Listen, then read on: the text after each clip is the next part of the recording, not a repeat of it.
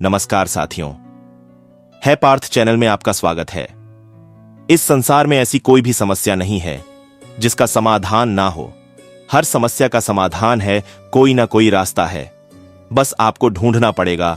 महाभारत युद्ध के 17वें दिन का सूर्यास्त होने ही वाला था। अर्जुन के हाथों बाण लगने से जब कर्ण मौत के निकट था, तब वह बेहद पीड़ा से गुजर रहा था। कर्ण के मन में ढेरों सवाल थे जिनका वह जवाब चाहता था अपने प्रश्नों का उत्तर पाने के लिए। कर्ण ने भगवान श्री कृष्ण को याद किया।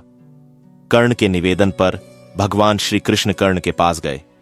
श्री कृष्ण के समीप आते ही कर्ण ने कहा, प्रणाम वासुदेव, अच्छा किया आप आ गए। मेरे मन में कुछ प्रश्न है जिनका उत्तर मैं आपसे चाहता हूं। भगवान श्री कृष्ण करुणा भरे स्वर में बोले, हे प्रिय भ्राता कर्ण, आपको इस हालत में देख मेरा मन विचलित हो रहा है। बहुत पीड़ा हो रही होगी ना मित्र। तुम्हें भगवान कृष्ण की बातें सुनकर कर्ण मुस्कुरा दिए। भगवान कृष्ण ने कहा, पूछो राधे, क्या पूछना चाहते हो। कर्ण ने भगवान से कहा, हे वासुदेव, मेरे दुर्भाग्य की सीमाओं को क्या आप माप सकते हैं। मैं सूर्य पुत्र राधे कर्ण के नाम से जाना जाता हूं। मैं कुंती पुत्र कर्ण राधे के नाम से जाना जाता हूं। मैं कुलीन युधिष्ठिर, शक्तिशाली भीम, शूरवीर अर्जुन, सुंदर नकुल और बुद्धिमान सहदेव का ज्येष्ठ भ्राता कर्ण राधे के नाम से जाना जाता हूं। सारा संसार मुझे सूत पुत्र कहता रहा और मैं सुनता रहा। तनिक सोचिए वासुदेव, तनिक सोचिए, तनिक मेरी पीड़ा को समझने का प्रयत्न कीजिए। भगवान कृष्ण कर्ण के और पास गए और बोले, हे राधे, आज जो भी बोलना है जी भरकर बोलिए। कर्ण बोला, हे माधव, जन्म देते ही मुझे मेरी मां ने त्याग दिया, क्योंकि मैं माता के विवाह से पूर्व जन्मा था। परंतु एक अवैध पुत्र के रूप में जन्म लेने में मेरा क्या अपराध था। गुरु द्रोणाचार्य ने मुझे शिक्षा देने से मना कर दिया, क्योंकि मैं एक सूत पुत्र था। क्षत्रिय होते हुए भी मैं क्षत्रिय नहीं था। जीवन भर मैं इस बोझ को ढोता रहा, परंतु इसमें मेरा क्या अपराध था। भगवान परशुराम ने मुझे उपहार स्वरूप शिक्षा तो दी, परंतु अभिशाप स्वरूप श्राप भी दिया कि जिस वक्त इस विद्या की मुझे सबसे अधिक आवश्यकता होगी, उस वक्त मैं उस विद्या को भूल जाऊंगा।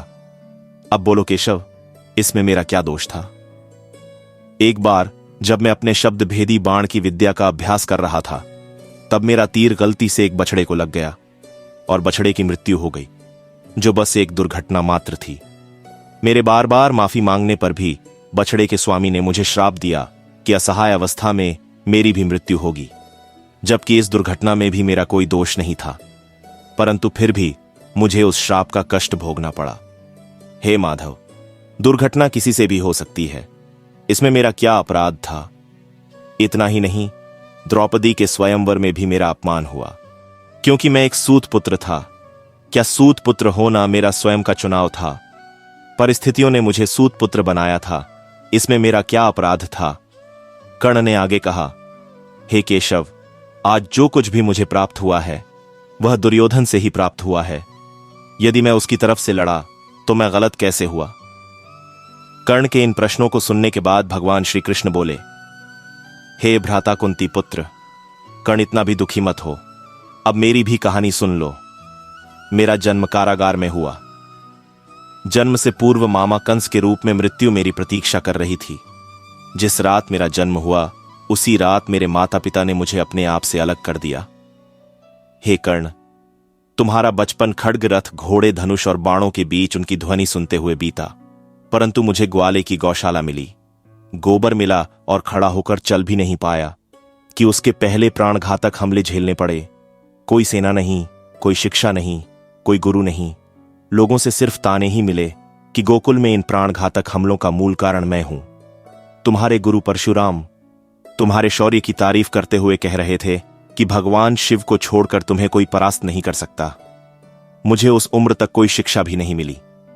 तुमने अपनी पसंद की कन्या से विवाह किया, परंतु मैंने जिस कन्या से प्रेम किया वह मुझे नहीं मिली, बल्कि मुझे उस कन्या से विवाह करना पड़ा जो मुझसे प्रेम करती थी, जो मुझे चाहती थी।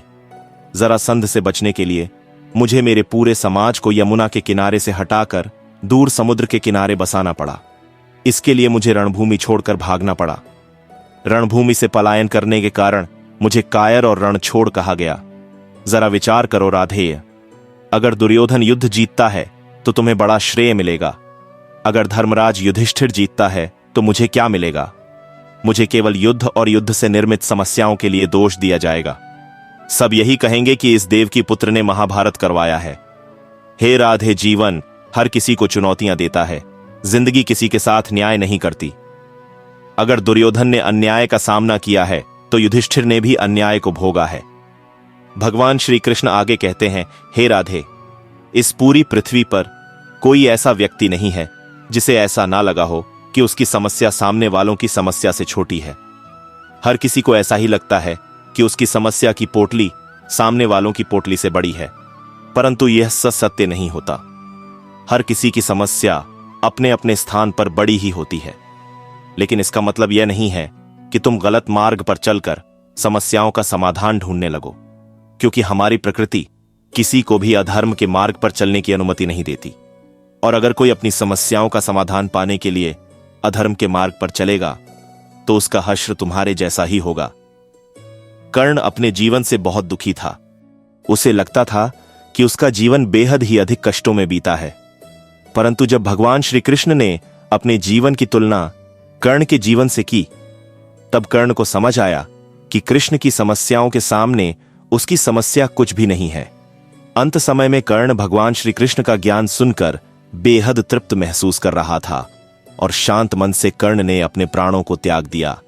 युद्ध के दौरान कौरवों की ओर से पितामह भीष्म लड़ रहे थे और पांडवों का साथ भगवान श्री कृष्ण दे रहे थे। बहुत भयंकर युद्ध चल रहा था।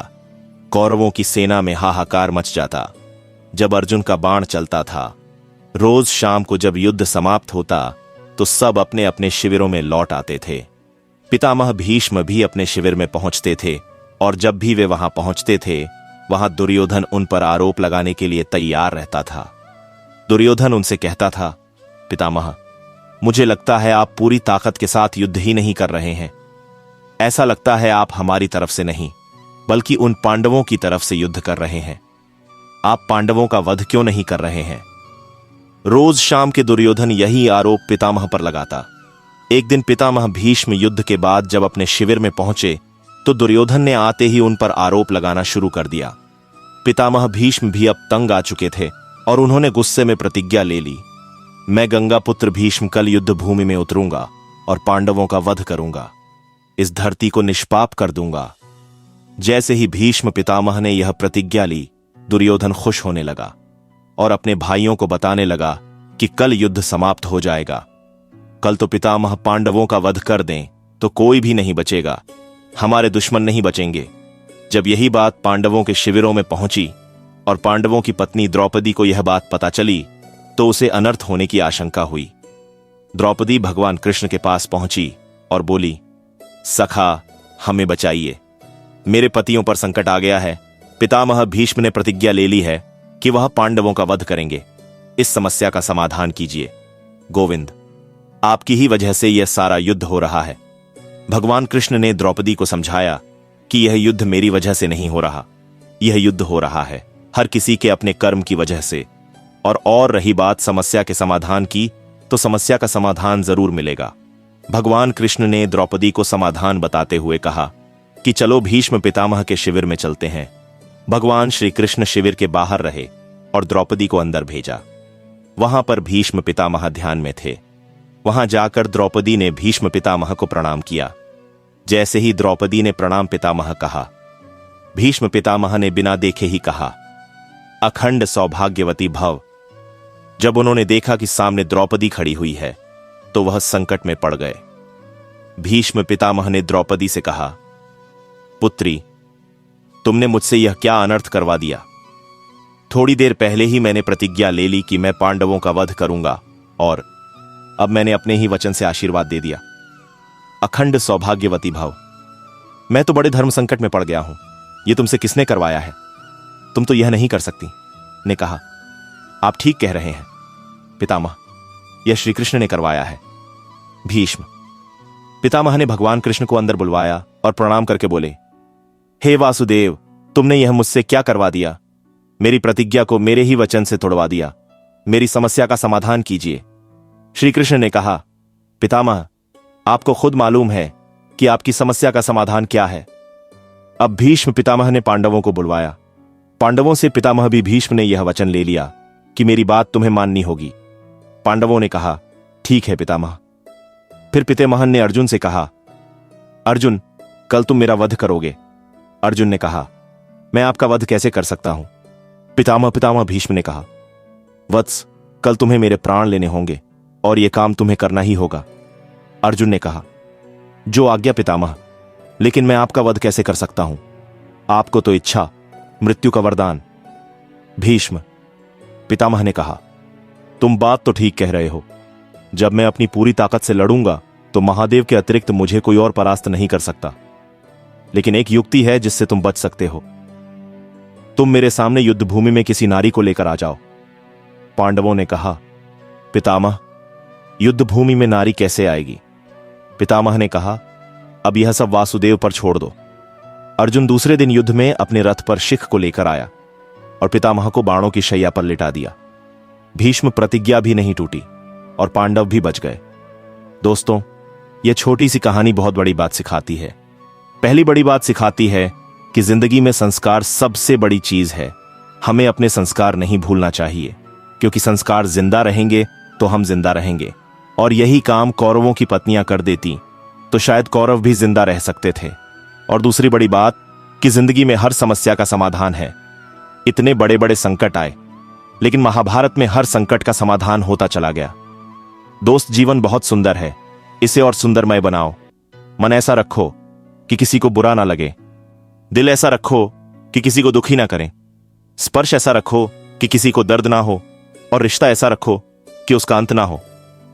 इंसान बड़ा हुआ तो बचपन भूलता है, शादी हुई तो माता पिता को भूलता है, बच्चे हुए तो भाई बहनों को भूलता है, अमीर हुआ तो गरीब को भूलता है, और जब वृद्ध होता है तो भूला हुआ सब याद करके रोता है। ऊंचा उठने के लिए पंखों की आवश्यकता पक्षियों को पड़ती है। मनुष्य जितना विनम्रता से झुकता है उतना ही ऊपर उठता है। बुराई को खुद में ढूंढो और अच्छाई को दूसरों में तलाश करो। यही असली कमाई है जो आपके साथ जाएगी ना फिसल। इस उम्मीद में कि कोई तुम्हें उठा लेगा, सोच कर मत कूदो दरिया में कि कोई तुम्हें बचा लेगा। ये दुनिया तो एक अड्डा है। परमात्मा पर भरोसा करो, बस याद करें और अच्छे कर्मों की किस्त भरते रहे। जीवन में गलतियां करना गलत नहीं है, बल्कि गलतियां दोहराना गलत है। जीवन के 5 सबसे बड़े शिक्षक: पहला धोखेबाज इंसान, दूसरा अकेलापन, तीसरा असफलता, चौथा अफसोस और 5वां खाली जेब। अपने अंदर के डर को खत्म कर दो, नहीं तो वह डर कल आपको खत्म कर देगा। कुछ को हराना चाहते हो तो तलवार लेकर चलो, सबको जीतना चाहते हो किरदार लेकर चलो। तेरे पास जो है उसकी कद्र कर। यहां आसमान के पास भी खुद की जमीन नहीं। दुनिया में कोई परफेक्ट नहीं है। मजबूत बने और कभी हार ना माने।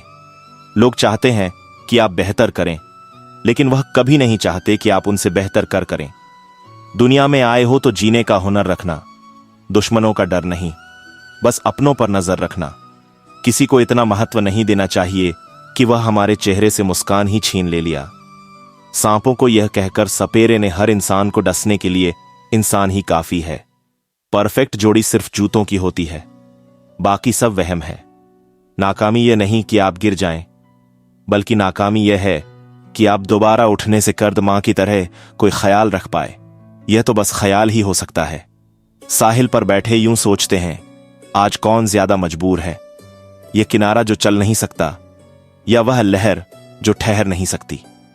चिंता, कर्ज और प्रेम कोई जानबूझकर नहीं करता, समय और परिस्थितियों के अनुसार हो जाता है। शिक्षा कहीं से भी प्राप्त कर सकते हैं, लेकिन संस्कार हमेशा घर से ही मिलते हैं। दिमाग सबके पास है, चालाक करनी है या ईमानदारी, सब संस्कारों पर निर्भर करता है। जिंदगी निकल जाती है ढूंढने में कि ढूंढना क्या है, और अंत में तलाश सिमट जाती है इस सुकून में कि जो मिला वह भी कहां साथ लेकर जाना है। उम्र के साथ दृष्टि भले ही कमजोर हो जाए, पर बहुत कुछ स्पष्ट नजर आने लगता है। समस्या जब अपनों से हो तब समाधान खोजना चाहिए, न्याय नहीं। न्याय में एक खुश होता है और दूसरा नाराज, जबकि समाधान में दोनों खुश होते हैं। खुशी का पहला उपाय पुरानी बातों को ज्यादा ना सोचा जाए। समय और शब्द दोनों का उपयोग लापरवाही से ना करें, क्योंकि यह दोनों न दोबारा आते हैं न मौका देते हैं। वाणी की मिठास से किसी के मन को समझना बहुत ही मुश्किल है। जब धन कमाते हैं तो घर में चीजें आती हैं, लेकिन जब किसी से दुआएं कमाते हैं तो धन के साथ खुशी, सेहत और प्यार भी आता है। हमेशा अपनी बात कहने का अंदाज खूबसूरत रखो ताकि जवाब भी खूबसूरत सुन सको। आपकी जिंदगी के महंगे सबक अक्सर सस्ते लोग ही देकर जाते हैं। खूबसूरती दिल और जमीर में होनी चाहिए। लोग बेवजह शक्ल और कपड़ों में टटोलते हैं। कोशिश करो कि जिंदगी का हर लम्हा अच्छे से अच्छा गुजरे, क्योंकि जिंदगी नहीं रहती मगर अच्छी यादें हमेशा जिंदा रहती हैं। क्षमा गलतियों की होती है, धोखे की नहीं। नटखट तो बचपन होता है, बाद में नट तो ढीले होकर गिर जाते हैं और रह जाती है सिर्फ खटखट। कभी मायूस मत होना दोस्त, जिंदगी अचानक कहीं से भी अच्छा मोड़ ले सकती है।